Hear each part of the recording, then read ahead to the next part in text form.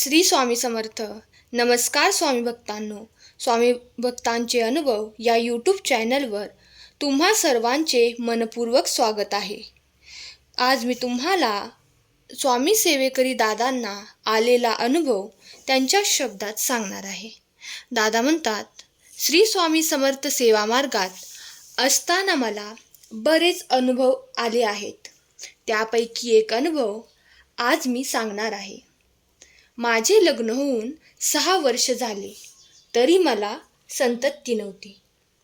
सेवा केंद्रातून सेवा घेऊन सेवा करीत होतो. डॉक्टरांनी 3ऱ्या महिन्यात सोनोग्राफी केल्यावर पत्नीस 4 गर्भ असल्याचे सांगितले.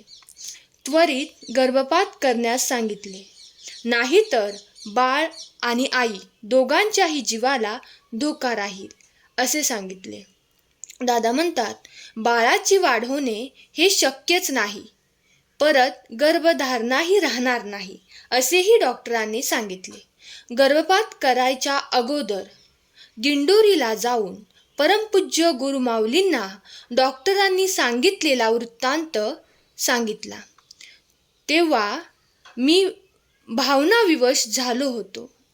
गुरुमाऊलींनी सांगितले, घाबरू नका, श्री स्वामी समर्थ पाठीशी आहेत, सर्व व्यवस्थित होईल असा आशीर्वाद दिला आणि सेवा दिली. मी व माझी पत्नी आम्ही दोघांनीही गुरुमाऊलींनी दिलेली सेवा मनोभावे श्रद्धेने करत होतो.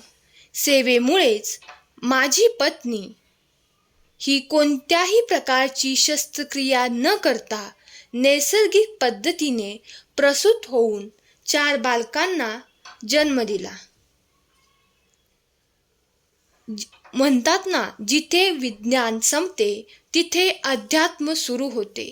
जो मनोभावे दिलेली सेवा करील त्याला त्या सेवेचे फळ मिळाल्याशिवाय राहत नाही. जेव्हा डॉक्टर म्हणाले होते की आईनी मुलांना धोका आहे, तरी देखील स्वामींच्या सेवेमुळे मी आज माझ्या 4 मुलांसोबत खूप आनंदात आहे. खरंच स्वामींनी खूप मोठे आशीर्वाद मला दिला आहे.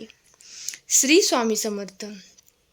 तर स्वामी भक्त हो, आजच्या ह्या दादांचा अनुभव तुम्हाला कसा वाटला हे कमेंट करून आम्हाला नक्की सांगा आणि कमेंट बॉक्समध्ये श्री स्वामी समर्थ लिहायला विसरू नका.